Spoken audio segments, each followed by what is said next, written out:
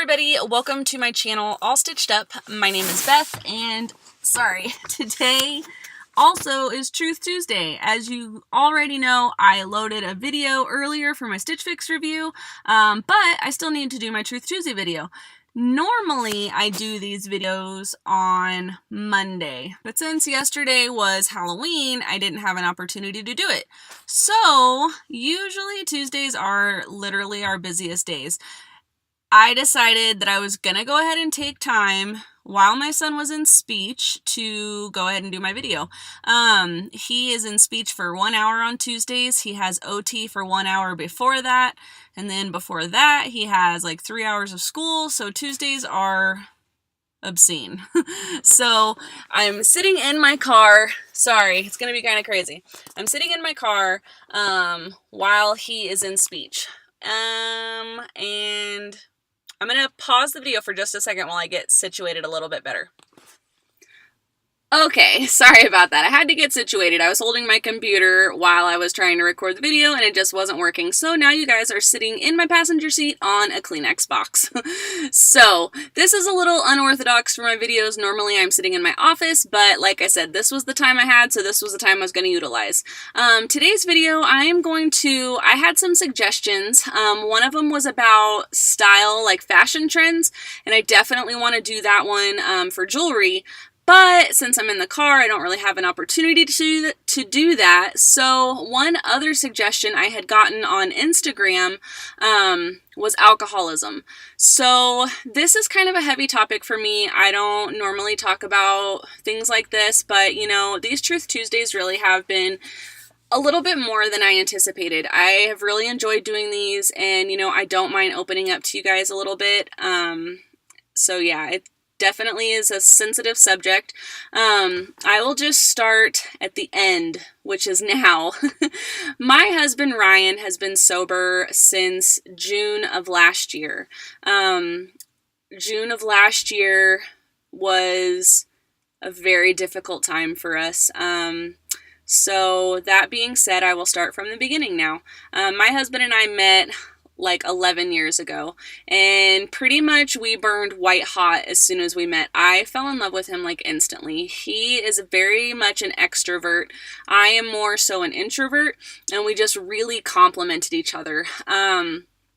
I knew as soon as I met my husband that he liked to drink. We've been together 11 years. It wasn't something that was a surprise. It wasn't anything that was a secret. You know, the first time I met him, you know, we became friends quickly.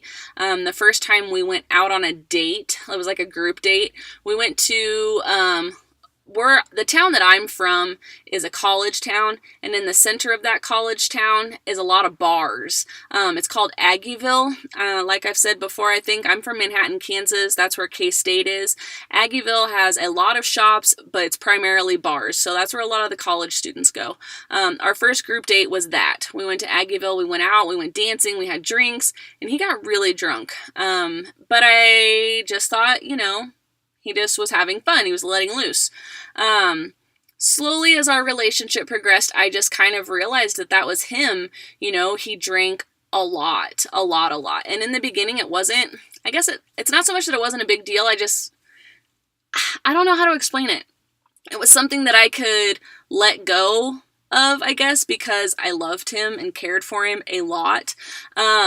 So that being said, you know, you can fast forward through our relationship. You know, we barely ever fought. We get along really well. Just like last week, we went to a concert and we were talking, and I was like, you know, 11 years went by so fast. Like, you are my person. You know, I can't imagine my life without you. And we complement each other very well. So we got married. We moved to Colorado. We got married.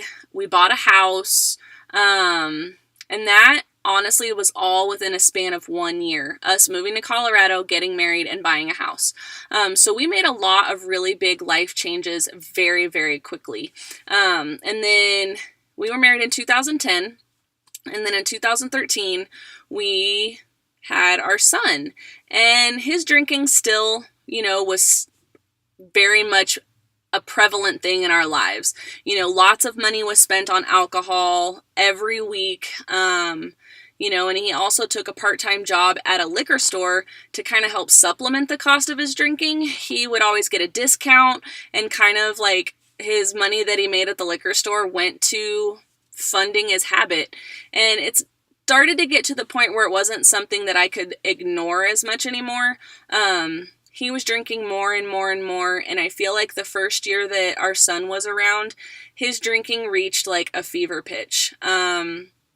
We started fighting more, and I can't say it's all his fault, because I would just get so mad that I knew he was starting an argument, so I would just go for it. I would push his buttons back, and it didn't help anything at all to do that. I should have been more gracious about it, but it was really hard. I was trying to work, raise a child, take care of a husband, take care of a house. I couldn't do it all. I really couldn't, and my patience was paper thin. And then, like I said, that first year that our son was around, his drinking got worse, and then there became a new aspect in our relationship that hadn't been there before, and it was abuse. My husband has never laid a hand on me, ever, but when he would drink, there was verbal abuse. He is such a kind person. He has a huge heart, but when he drank, it was literally like a Jekyll and Hyde. It was so horrible to be around him, and it was so painful for me, one, to be talked to the way I was being talked to be treated the way I was treated, and to feel this way about someone that I loved so much and I cared for so much. I saw a very rapid decline in our relationship, the quality of our relationship. It was bad, and I didn't know what to do. We started discussing taking care of my husband's grandfather, and that was like a double-edged sword. Yes, we wanted to help him and needed to help him, but two, it was hard for us to think about giving up our freedom. We sold our house that we bought together and we moved. And that was hard because we really did love our house. But realistically now, on the flip side, we all have so much more space together in the house that we're living in now. So that part is nice. We did sacrifice a lot. We do still sacrifice a lot, staying with his granddad and taking care of his granddad. But in the grand scheme of things, I would rather suffer a little bit now, knowing that he has a better quality of life. But once we came to the decision to sell our house sold quickly. Like 12 hours. Quickly. And that was kind of weird for me and for him. He handled his stress differently than I handled mine. I internalize a lot, and he would drink.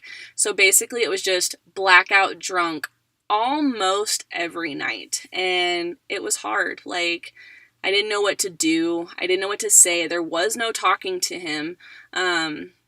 I got a lot of hate talk back from him, things that I never thought I would hear my husband say to me, and it wasn't fun. I was really depressed. I still suffer from depression and anxiety.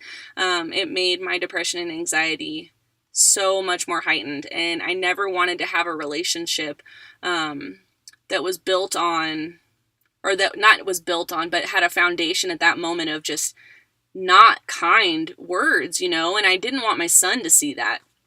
And we ended up moving, and then I would say during the first year that we lived with Reg, which is Ryan's granddad, it was horrible. Like, just adjusting to that, that's when I stopped working, so I could stay home with our son, and I could maintain the house, and I could take care of his grandfather and try and get everything organized. He was just drinking so much. We're talking chugging alcohol straight from the bottle, just like guzzling hard alcohol. And he would even get to the point where when he would go to the liquor store, he'd get a few shooters and drink those in the car before he came home. Kind of like hiding it, I guess, essentially, like hiding it from me that he was drinking that much. But I knew, I could smell it on him. And we just fought all the time. Like, I found myself sleeping in my son's room more and more and more just because I couldn't do it. I hated feeling like that. And it got to the point where I even thought of divorce.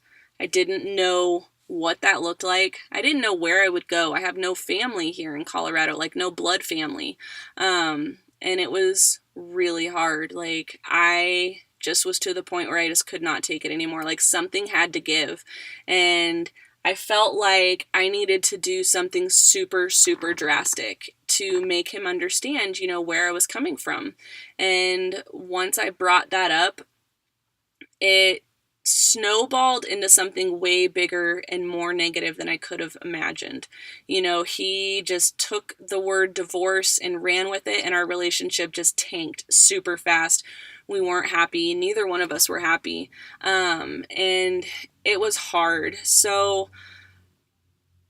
I just can't imagine, us maintaining our life like that. It just, something had to give. And unfortunately, one day, in mid-June, my friend, I'm not going to name names in this situation, but my friend that we had known, it was a couple, a husband and wife, that were from the same town that we were from. They had also moved to Colorado shortly after we did to, because we had just said so much nice stuff about it. They had been friends of ours in Manhattan for a long time before that too. So we had a relationship with them, and we partied together, we went and did things together. There was drinking involved, there was drugs involved, not necessarily on my part. I don't like to drink, I don't like to do drugs, I don't like not being in control of myself after I saw how out of control my husband was. But I got a phone call from my friend. She said that, oh, sorry, like I said, I'm in my car, there's people walking by. She said that her husband, our other friend, was in the hospital. He had a drug overdose, and he was in ICU. So at that moment, there was no immediate, like, he's gonna die kind of a situation, but it wasn't good. And then as the day progressed, it got worse. And I will probably cry because this is something that's still very much close to the surface. So basically what happened is our friend, she went to get up to go to the bathroom, and when she was walking to the bathroom, she tripped over his body, and he was laying in the hallway. And she said he was unresponsive, and when she shook him, he started breathing. She called 911, and the paramedics came, and they took him to the emergency room. And pretty much from that moment, he was in a drug-induced coma. He had overdosed on heroin. And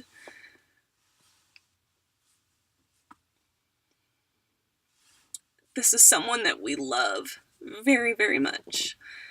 And we miss very, very much.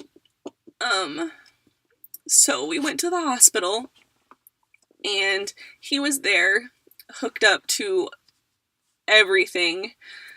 And I mean, it's hard to look at your friends, people you consider family, suffer. And what was even harder was I was looking at this situation thinking, they're younger than us. They had been married a few months before we had been married. And she was going to be a widow. And we stayed and just sat with him. We talked to him even though he couldn't hear us. And basically the doctors were trying to keep his temperature down even though it was spiking. His brain was swelling. When they did a scan of his brain, it essentially was a huge hemorrhage in his brain. Like he had had a massive, massive stroke. And it was something that he wasn't going to survive. He was not going to wake up. He wasn't going to come back and be our friend anymore. So we went home, and I handled it one way and my husband handled it another. He began to drink excessively, pounding, drink after drink after drink. And I went to go put our son to bed, and when I came out, my husband was gone. He had taken my car and was gone. I had no idea where he was. And he didn't have his phone. I couldn't call him. He was blackout drunk. Like, there's no way that he was going to have a positive outcome for this. About 10 minutes later, after I came out of my son's room, I got a phone call from a number I did not recognize. I didn't think about it at first. It didn't hit me at first, but I answered it, and it was a girl. Did not know this girl. And she said, "Hi, my name is," and for the life of me, I feel horrible. I can't remember her name. But she said, "My name is blah, blah. I am at an accident scene where your husband isn't involved." She said, "He's okay, but he has to go to the hospital. He rolled the car down by the river." And I was freaking out. I was home by myself. I had no idea where his keys were to his car. I had no one home to watch our son. So I called my brother, and my brother had moved here. So he came up, and I went to the hospital, and my husband was there. And the first words out of his mouth, because he is just belligerent drunk, was, "Oh, great." You know, I don't think he fully comprehended. And I sat down with him, and I tried to be as calm as possible, and I was like, "I'm only going to say this one time. Our friend is upstairs, suffering because her husband is going to die. And you were selfish enough to think about just yourself, and you could be in the same situation." The vehicle that he was in was my vehicle. It was a Subaru Outback. It saved his life. He rolled the vehicle several times, and it went down into a lower area. I saw the car the next day. It was destroyed. He ended up with 2 staples in the top of his head, and that was it. I'm grateful to God that he's okay. At that moment, he went to jail after he was released from the hospital. I made him stay in jail all night. I didn't go get him. I told him he could stay the night there. Might be rude, might be wrong, but that's what I did. Then the next day, we had one discussion about it, and I said, "This is it. This is bottom. Like, I can't take any more. I can't take any more. Our friend just died. Our other friend is suffering, and I can't take you being this person that you're being right now." And from that day on, he stopped drinking. Now, we've had this discussion now that he's sober. He went to jail for a couple weeks for this. He's done his community service. He's paid his restitution. Like, we've done all the things he needs to do. He still has an interlock in his car until next year. That's a breathalyzer. So he will be honest and say if our friend hadn't died, he probably would still be drinking. And I believe him. I do believe him. And I'm so sad, though, that it took us losing someone that was extremely important to us for him to realize sobriety, you know? And I mean, it's been an uphill battle. Like, I'm not saying it's all been daisies and roses every single day, because it hasn't. He has issues with it still. He struggles. His friends still drink, you know, and when we're around, they still drink, and we are okay with that. We don't expect people to stop living their lives just because, you know, he's trying to be sober. And I mean, he's done amazing, and I'm very proud of him. And our relationship has thrived because of this. Like, I have my husband. I have a kind person that I love so, so much. And I watch him. Sorry, this really is a sensitive subject for me. I watch him be a hard worker, provide for our family, be the man that our family needs and our family deserves. I watch him be such a great father to our son, which I felt like was lacking so much before. I can see him being a more appreciative husband to me and a more loving husband to me. Our fighting has gone down like 97%. We don't fight a lot. Like, I'm the kind of person that I like to talk things out quickly, get stuff resolved quickly, move on quickly. And that has been huge. You know, I can't say we'd still be together if he hadn't stopped drinking. And that's hard to admit because I do love him so much.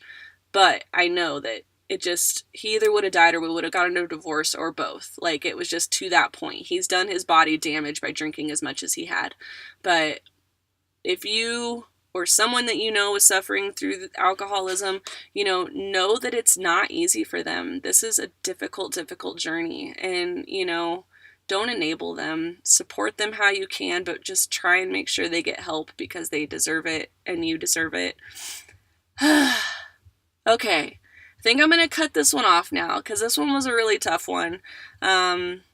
But I appreciate you guys watching. I always appreciate your guys' suggestions. If you have any comments or questions, feel free to leave them below. You can follow me on Instagram, leave comments or questions there. If you have suggestions that you'd like to see for another Truth Tuesday, definitely leave those as well. I always love hearing from you guys. Thank you so much for all of your love and support. You guys have no idea how much it means to me, and I hope you have a wonderful day. Enjoy your family. Keep them close. Tell them that you love them, because you never know when something might happen unexpectedly, and it hurts to not be able to say goodbye. So with that being said, I love you guys, and I will talk to you soon. Thank you. Bye.